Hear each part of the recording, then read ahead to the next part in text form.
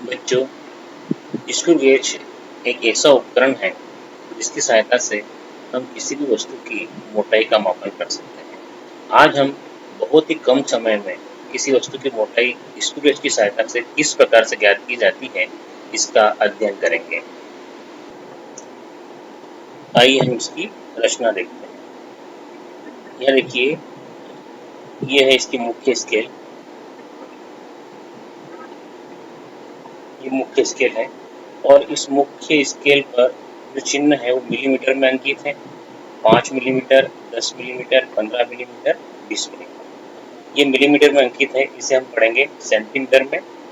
जैसे 5 मिलीमीटर यानी 0.5 centimetre, 10 millimetre 1.0 centimetre. यहाँ पर देखिए, ये है वृत्तीय स्केल।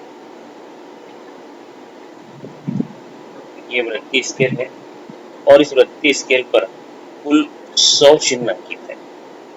इस वृत्तीय स्केल पर कितने निशान है? कुल 100 भाग बने हुए हैं।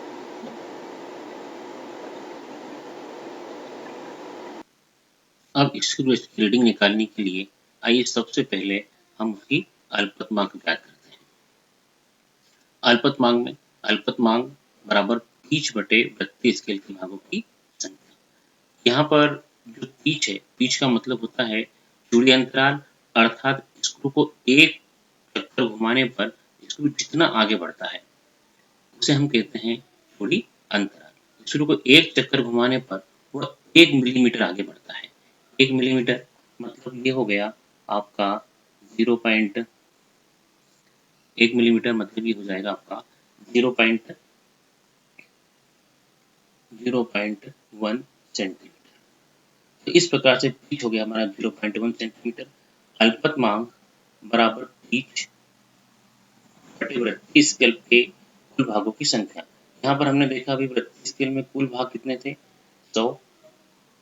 अब 0.1 में आप 100 से डिवाइड कर दें तो इस प्रकार से आपका आ जाएगा 0.001 सेंटीमीटर। ये हो गई हमारी स्क्रू गेज की अल्पतमांक, अर्थात स्क्रू गेज कम से कम 0.001 सेंटीमीटर तक मापन कर सकता है।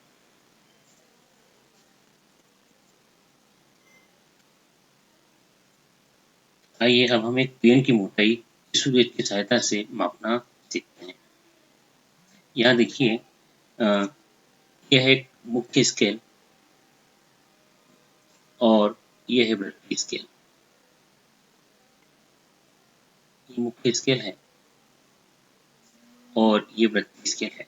सबसे पहले हम मुख्य स्केल का पार्ट लेंगे, उसके बाद वृत्तीय स्केल रीडिंग लेंगे, दोनों पार्टों को हम जोड़ेंगे, तब जाकर के हमारी इस पेन की मोटाई का मापन हो सकेगा। अब यहाँ पर देखिए, सबसे पहले मुख्य स्केल की रीडिंग हम किस प्रकार से करते हैं। ये है 0 वाला पॉइंट, इसे छोड़ दीजिए। यहाँ से काउंट करना शुरू करें। 1 2 3 4 5 6 7। इस प्रकार से ये जो भाग हमें दिख रहे हैं खुले, ये 7 मिलीमीटर। 7 मिलीमीटर का मतलब है मुख्य स्केल का पार्ट हो जाएगा 0.7 सेंटीमीटर। यहाँ पर 7 मिलीमीटर है, 5 मिलीमीटर, 6 और 7 जो हमें दिख रहे हैं। ये 0 वाला है, इसे छोड़ दीजिए। 1 2 3 4 5 6 7। मुख्य स्केल की जो रीडिंग है वो 7 मिलीमीटर अर्थात 0.7 सेंटीमीटर हो जाएगी।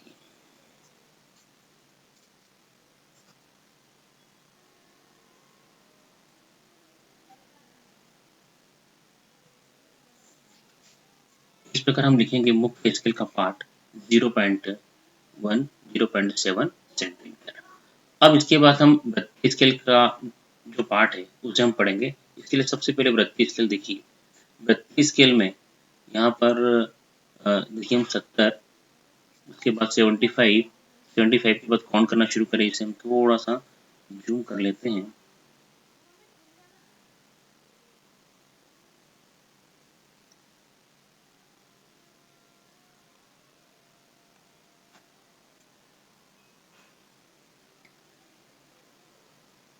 अब देखिए यहाँ पे 75 76 77 और 78, ये जो लाइन है, आप जो लाइन देख रहे हैं, ये आपकी इस भाग पर मिल रही है वृत्तीय स्केल के 71 72 70 ये सॉरी 75, 76, 77 और 78। इस प्रकार वृत्तीय स्केल का कौन सा भाग मुख्य स्केल से मिल रहा है? 78 78। तो वृत्तीय स्केल की जो भागों की संख्या है वो आ जाएगी, वृत्तीय स्केल की जो भागों की संख्या है वो आ जाएगी हमारी 78। तो हम यहाँ लिखेंगे वृत्तीय स्केल के भागों की संख्या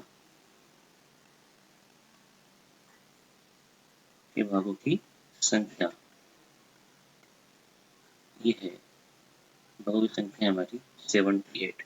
इस प्रकार से वृत्तीय स्केल का जो पार्ट है, वृत्तीय स्केल का पार्ट ये हो जाएगा 78 में हम मल्टीप्लाई करेंगे अल्पतमांक का 0.001 का, तो ये आ जाएगा 0.078 सेंटीमीटर। अब हमारा कुल पार्ट जो है, मुख्य स्केल के पार्ट और वृत्तीय स्केल के पार्ट, इन दोनों को आप ऐड कर दीजिए। इस प्रकार से कुल हमारा रीडिंग आ जाएगी 0.7 प्लस 0.078। इस प्रकार से हमारा जो कुल पार्ट है 0.778 सेंटीमीटर। इस प्रकार से जो पेन है उसकी मोटाई होगी 0.778 सेंटीमीटर।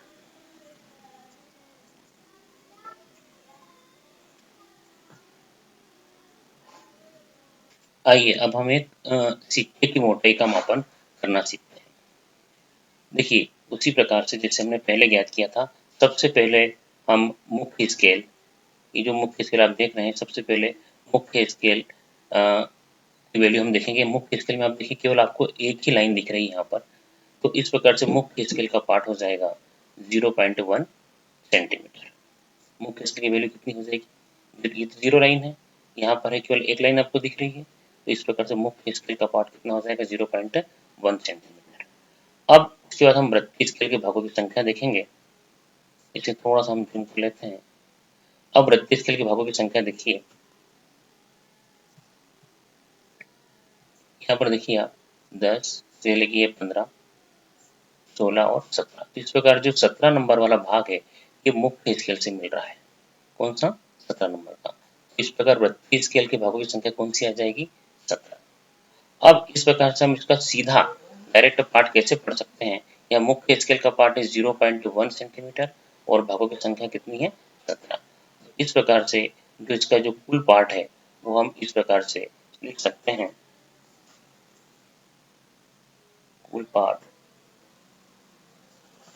की जो कुल वैल्यू होगी वो इस प्रकार से होगी। मुख्य स्केल का पार्ट है 0.1 और भाग कौन सा मिल रहा है हमारा? 17 नंबर का, तो 0.117 सेंटीमीटर। इस प्रकार हम सीधा भी डायरेक्ट जो है किसी वस्तु की मोटाई का माप कर सकते हैं।